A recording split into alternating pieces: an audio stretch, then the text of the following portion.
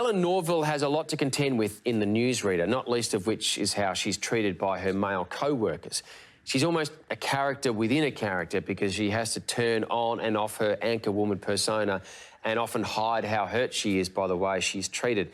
How did you approach a character who is frequently hiding their true self? I don't think I ever thought of it as that. It was sort of the opposite, actually. It was more, how do you, it's like the honing of skills that I think we probably all have too, where you kind of like put the focus on the presentational, and that's not necessarily when you're acting or playing a character, but things like this or like other different things, it's like you learn how to turn it on. And so Emma Freeman, the director, and I talked and worked with just triggers, like what's gonna make her fly off the handle, and when, and how high or how much can we push that. And you've done quite a lot of work in the States, haven't you? How have you found the experience working in the States as compared to back in Australia? I mean, it's always different, I think, because there's just, I mean, like productions are just bigger in America because there's just more of an industry. But the actual work is the work. It doesn't matter where you are. You know, it's still kind of like you still end up rocking up and doing the same thing.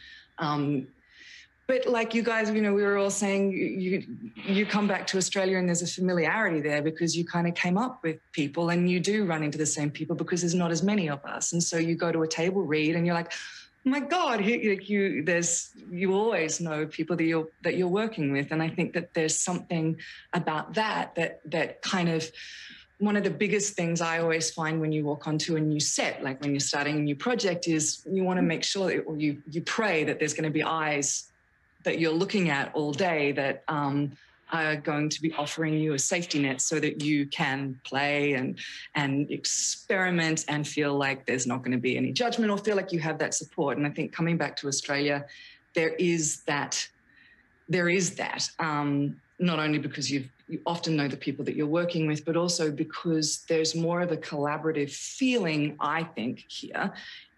Whereas in the States, there does tend to be a little bit more of a hierarchy with your cast and your crew and the very specifics of, you know, like what department does what. Even hair and makeup is separate departments in America. So there's just so many more people. Whereas in Australia, you're kind of, I always feel when I do a show here that you're really in the trenches with everybody, actually.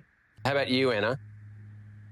I was going to say on that, I remember I'd finished doing I'd done 5 years of a show in America, and I was in LA and I was back to auditioning, and I was going in for some fucking thing that I didn't even want. Like I didn't even want it. I didn't even like it. And I got there and like everybody's dressed like you. You go, why is this? How come it happens? We wait, like I'm waiting for 2 hours and I'm so like worked up and pent up and I'm all in my head going, it's ridiculous. Like, I don't want to be doing this. I don't even want the thing, blah, blah, blah. And then the door opens and Chloe Sevigny walks out.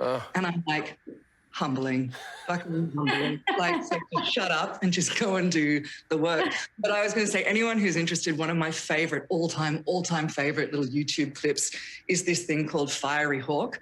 Oh my gosh, yes. It's just the best. And we've all done it. Like, we have all done it. So I remember being in London, like, auditioning for, like, these monster band films where they were just, like, just stupid stuff. But Fiery Hawk is, like, it's a must for actors to just go and watch that.